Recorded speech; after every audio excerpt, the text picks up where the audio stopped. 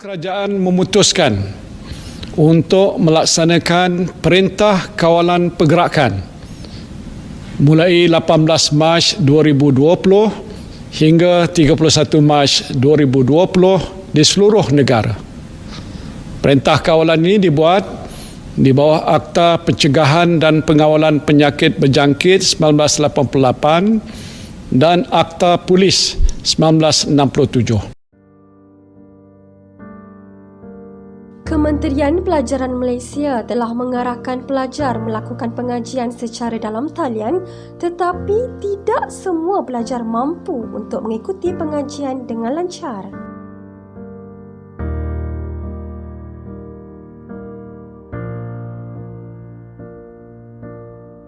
Fenomena ini berlaku implikasi daripada penularan wabak COVID-19. Masyarakat di Malaysia maupun dunia menyaksikan satu perubahan drastik dalam amalan, cara hidup serta tingkah laku sejak bermulanya pandemik COVID-19. Hampir keseluruhan aspek kehidupan manusia di dunia mengalami perubahan dan memberi impak terhadap sosial, ekonomi dan politik. Impaknya, masyarakat mula mengadaptasi norma baharu kehidupan yang perlu ditempuhi dalam usaha membendung penularan wabak COVID-19.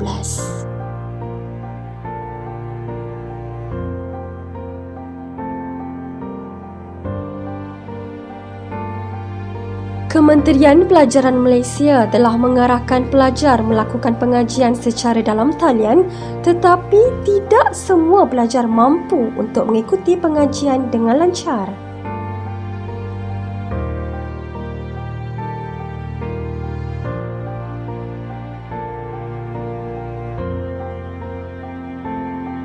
Seperti mana kejadian yang telah menimpa seorang pelajar daripada Pusat Perubatan Universiti Malaya (PPUM) terpaksa menjalani peperiksaan di atas bukit bertemankan nyamuk dan pacat di belakang rumahnya di Kampung Bukit Petai 7 disebabkan gangguan internet dan komunikasi.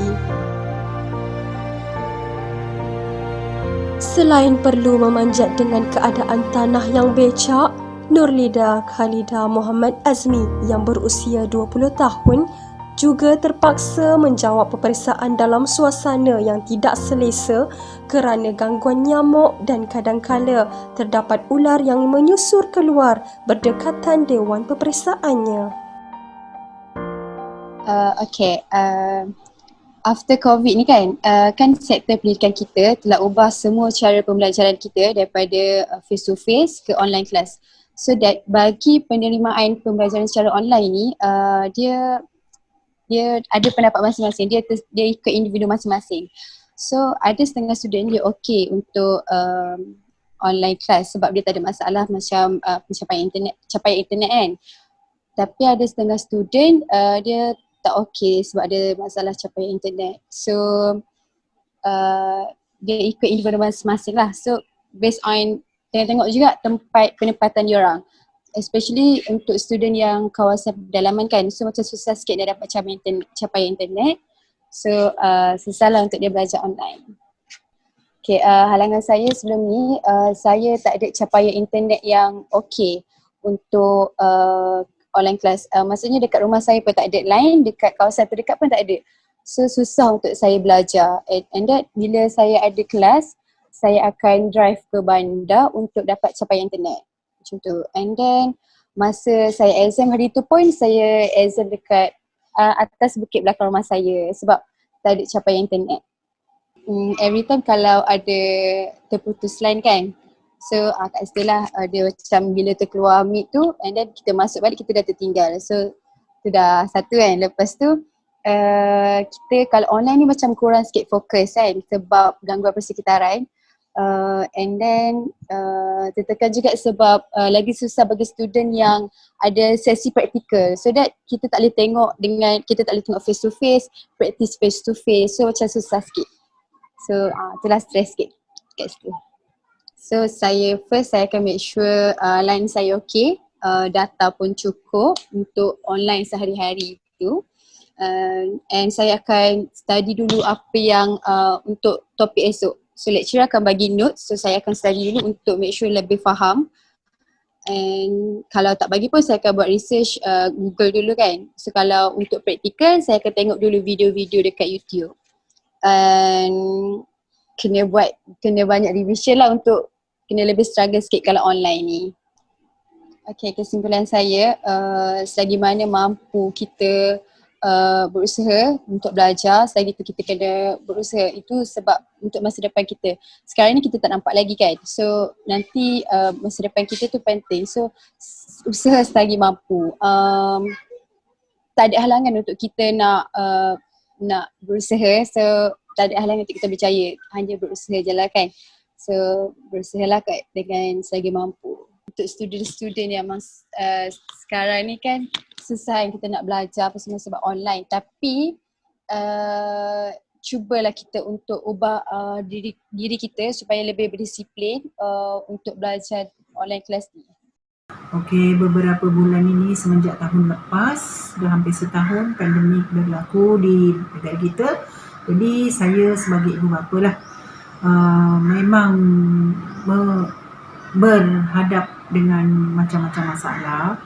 Masalah ni bukan berlaku pada saya saja tetapi kepada anak-anak. Oleh kerana saya mempunyai anak di peringkat sekolah menengah dan peringkat sekolah peringkat universiti, college. Jadi banyak masalah, antaranya ialah kekangan masa. Dan mereka yang berada di rumah sekarang ni memang belajar melalui online, menggunakan telefon. Dan masalah yang paling merumitkan ialah ketika line tak ada ataupun kerana sesi pembelajaran itu pada waktu pagi dan kebanyakannya waktu pagi memang waktu kemuncak. Jadi line di kampung kurang okey. Jadi sebab itulah anak-anak saya biasanya kegembiraan belajar tu ada, menarik sebab masanya tu sangat fleksibel, bertolak ansur. Mereka sambil membuat kerja tu mereka ada bersembang juga dengan adik-beradik, bersembang juga dengan keluarga dan mendapat info-info melalui PDP. Dan sekarang ini PDP dari rumah kerana diperkenalkan oleh guru-guru masing-masing. Jadi rasanya walaupun seronok tetapi masalah tetap ada. Antaranya itulah tadi kekurangan line yang kuat di kampung, di rumah saya. Jadi di rumah saya ni di daerah Kuala Selangor lah, kampung di Kuala Selangor. Jadi tetapi oleh kerana dah beberapa minggu ni mereka berjalan seperti okey sebab guru-gurunya pun memberi kerjasama yang baik, tidak menekan dan tidak mendesak. Itu yang saya suka sebagai ibu bapa. Walaupun pada peringkat awal memang keadaan tidak memuaskan. Namun, terdapat juga segelintir pelajar-pelajar yang tidak mahu mengikuti pengajian dalam talian dengan memandang remeh terhadap pembelajaran yang telah ditetapkan oleh pihak Kementerian Pelajaran Malaysia KPM. Okey, untuk penerimaan pelajar dari segi pembelajaran atas talian ini memang pada saya boleh dikatakan bercampur baur lah. Sebab memang satu cabaran yang besar di pihak kami sebagai tenaga pengajar dan juga of course kepada pelajar sendirilah sebab kita dah melalui pembelajaran dalam atas talian ini dah masuk setahun dah kan. So saya rasa memang ia suatu proses adaptasi yang besar lah kepada kita di bidang pendidikan ni sebab banyak benda yang kita kena adapt, kena biasakan diri dengan norma baru sekarang ni lah. Jadi pengalaman saya sendiri sehingga ke hari ini masih lagi online classes. Penerimaan pelajar tu pada saya macam bercampur-campur jugalah. Ada yang okey, internet okey, tak ada masalah, dan namun ada juga yang memang struggling lah. Memang rasa sedikit tekanan sebab suasana pembelajaran di rumah atas talian pula tidak begitu baik. kan mereka terpaksa keluar mencari apa tu internet yang lebih strong, and then especially bila ada tugasan-tugasan atau keperluan untuk penyediaan video ke, buat presentation, saya dapat rasakanlah pelajar agak struggling di situ. Namun setakat pengendalian kelas saya, semua pelajar cubalah memberikan komitmen, memberikan kerjasama yang baik, dan mereka cuba untuk meet the deadline lah. Okay? Tugasan yang diberikan tu dihantar dalam waktu yang ditetapkan.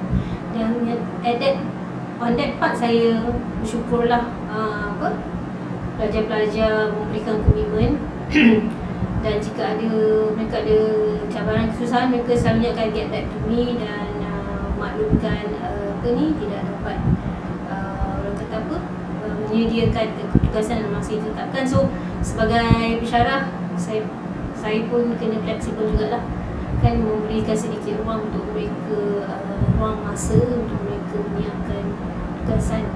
Yang penting mereka siapkan, dan sebab objektif utamanya adalah untuk pelajar mendapat orang kata ilmu yang kita kongsi, topik-topik yang kita share setiap minggu. So memang dari segi mood kelas tu memang tidak seperti kelas normal lah, face to face kan, sebab belajar di tempat masing-masing, mungkin sekitaran masing-masing berbeza. Jadi mood kelas tu tak seperti kelas biasa bila kita berjumpa di Dewan Kuliah. So of course saya rasa perbezaannya of course amat besar lah, dan utamanya dari segi interaksi dengan pelajar tu memang saya rindulah berada di Dewan Kuliah, berada di kelas, di studio untuk kita interact lebih orang kata lebih bersemuka tu lebih banyak. Dan paling penting sekali untuk subjek-subjek yang bersifat teknikal macam subjek yang saya ajar tu, sesungguhnya cabaran lah, kerana tugas-tugas produksi perlu dijalankan, arahan dan interaksi itu perlu dijalankan secara online. Saya rasa memang dari segi kepuasan mengendalikan kelas-kelas teknikal ni memang kurang lah.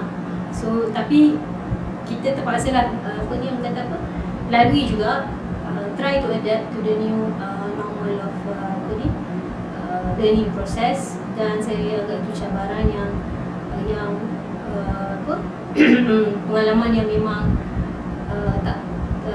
tak pernah berlaku dan tak akan dilupakan. So kita harap mungkin tahun ini, penghujung tahun atau tahun depan keadaan menjadi lebih baik lah untuk pelajar-pelajar kembali ke kampus, insyaAllah. Sepanjang kelas online, penerimaan diorang tu nak kata okey tak juga, sebab diorang ni first diorang kata excited lah nak belajar sebab online kan, sebab diorang tak pernah guna. Tapi bila dah lama-lama tu diorang jadi macam dah biasa, dah malas, dah masuk. Okay, kalau online ni confirm lah dia punya cara mengajar dia tu lain sangat, sebab nak kena ambil hati budak lagi, sebab budak dia tak boleh nak benda yang sama je. Kalau sama nanti dia cepat bosan.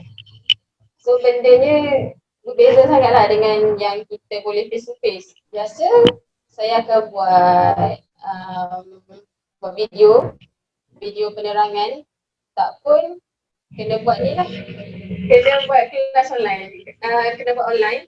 Tapi kalau dia orang tak faham, macam ada yang dia orang tak faham, saya akan terangkan lah satu-satu sama macam dalam kelas, cuma tak boleh, beza dia tak boleh nak sentuh dia orang lah. Okay, macam yang saya cakap tadi lah, dia first dia orang excited dah masuk, tapi bila dah lama-lama ni dia dah jadi macam dah malas dah nak belajar. So dia punya kehadiran dia tu tak memuaskan lah. Ada yang masuk, ada yang tak masuk. Makin lama makin tak memuaskan. Dari sebuah blog yang bertajuk Pembelajaran online gagal bukan soal gadget atau internet, tapi pasal sikap. Petikan dari Cikgu Hilmi, beliau berpendapat peratus penglibatan murid yang rendah serta ada murid yang tak pernah muncul-muncul dalam kelas online sama ada guna Google Meet atau semudah WhatsApp, maka saya buat keputusan terus ke rumah diorang.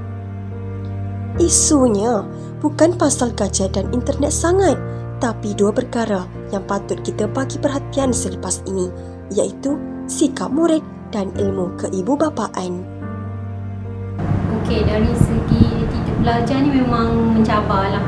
Okey, cuma pengalaman saya setakat ni, pelajar-pelajar memberikan komitmen yang baik. Masalah attitude tu kadang-kadang ada je kan yang bila kita tanya kurang bagi respon, senyap je sampai kena pick nama kan. But so far Alhamdulillah memang kelas saya both classes memberikan komitmen yang baik. Kalau tak boleh hadir, ada masalah, mereka akan bagi tahu saya, at least saya maklum. Sebab kita kena faham keadaan pelajar di merata-rata ceruk seluruh Malaysia ni mungkin ada masalah-masalah yang tak dihadapi, yang tak dapat join classes on time. Tapi memang saya berharap sangatlah para pelajar khususnya dalam norma pembelajaran online ni orang kata cuba beri komitmen yang sebaik mungkin lah, sebab proses pembelajaran perlu diteruskan. Walaupun para pelajar struggle bersyarah, guru-guru pun struggle. Of course perlu kedua-dua pihak memberi kerjasama, baru proses pembelajaran tu berlaku dengan baik dan lancar. Cuma nasihat saya bagi yang ada masalah attitude tu, kita kena reflect balik niat kita, tujuan kita dalam menuntut ilmu ini. Sebab dalam agama kita sendiri diajar untuk menuntutlah ilmu, sebab satu ibadah kan. Jadi saya rasa ini mungkin salah satu hikmahnya untuk kita reflect balik diri kita, perbaiki balik diri kita supaya orang kata ilmu yang kita dapat tu lebih penuh keberkatan. Sebab fikir juga susah payah guru-guru, susah payah cikgu-cikgu kita, yalah syarah juga menyediakan bahan-bahan sebaik mungkin untuk memastikan proses pembelajaran tu tetap berterusan, walaupun dalam situasi seperti sekarang ni kan, terpaksa menggunakan online. Kita melihat bagaimana cikgu-cikgu cuba macam-macam cara untuk memastikan worksheet kerja dihantar pada pelajar. Sesama juga syarah pun begitu juga sebenarnya. Ini cuma bezanya pelajar di universiti ni dah dewasa lah kan, jadi sepatutnya tak ada masalah kan untuk memahami arahan, katakan. Cuma balik pada attitude tadi tu, kena reflect pada diri kita, not just para pelajar. Kami sebagai tenaga pengajar pun kena sentiasa reflect jika pelajar tak berminat masuk kelas atau pelajar tak bagi komitmen, kat mana silapnya. Macam saya cakap tadi, kita kena ada win-win situation lah, situasi menang-menang antara dua pihak. Pensyarah pun kena komit, pelajar pun kena bagi komitmen sama-sama untuk memastikan proses pembelajaran tu lancar. Dan yang paling penting sekali, objektif pembelajaran tu sendiri, pelajar dapat perkongsian ilmu tentang bidang masing-masing. Konsep ilmu tu berlaku dengan lebih baik lah. Dan ni semua untuk kebaikan, terutamanya kebaikan pelajar lah kan, untuk masa hadapan. Okay, nasihat.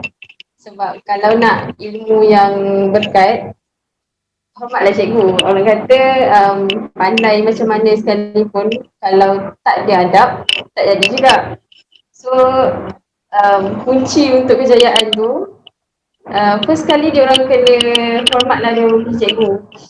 Sebab bukan senang tau nak mengajar online. Cikgu pun nak bagi masa dia untuk mengajar. Susah sebenarnya benda tu. Bila dah rasa ni baru tahulah macam mana rasa susah dia tu. Jadi harap yang pelajar yang buat cikgu dia macam tu risau-risau lah. Sebab bila nak exam, kita nak berkat daripada cikgu kan. Jadi tak patutlah dia orang buat macam tu. Tingkah laku murid yang buruk mungkin dapat diatasi dengan cara penyiasatan. Kemungkinan ada aktiviti-aktiviti lain yang mengganggu ataupun pengaruh-pengaruh lain yang mengganggu menyebabkan murid itu, pelajar itu bersikap tidak sepatutnya. Jadi tingkah laku ini bukan hanya pada musim PKP online apa semua ni.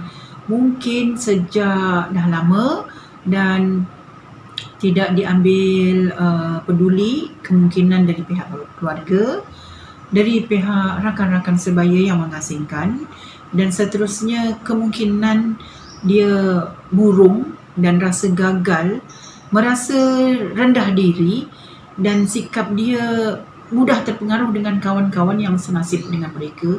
Jadi saya berharap sekiranya ini berlaku, saya yakin dan percaya pihak sekolah telah mengambil langkah dengan cara yang saya tahu, yang saya kenal. Di sekolah ada program, contohnya program penyayang, program ziarah peduli atau ziarah cakna yang saya tahu diperkenalkan di sekolah anak-anak saya. Jadi dengan adanya itu, mudah-mudahan guru-guru dan rakan-rakan dapat membimbing mereka. Andai kata ini berterusan, perlulah kita minta jasa baik pihak-pihak tertentu, contohnya ahli agama ataupun saudara terdekat, kaum kerabat yang terdekat, dan berikan kasih sayang. Tidak perlu dibiarkan. Sekiranya dibiarkan, mungkin mereka akan berterusan menjadi insan yang merendah diri dan tidak mendapat sokongan.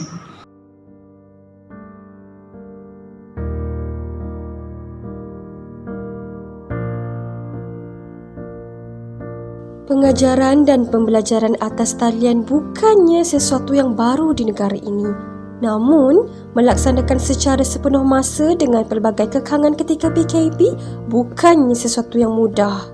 Pastinya, kebijaksanaan guru, komitmen pelajar dan sokongan stakeholder pendidikan akan dapat meminimumkan impak negatif daripada pembelajaran dalam talian. Apapun, seperti kata Perdana Menteri Malaysia Tan Sri Datuk Muhyiddin Yassin, after the rain come the sun, that will be better this again. Kita sebagai satu keluarga yang besar dapat mencari jalan penyelesaian atas formula menang-menang.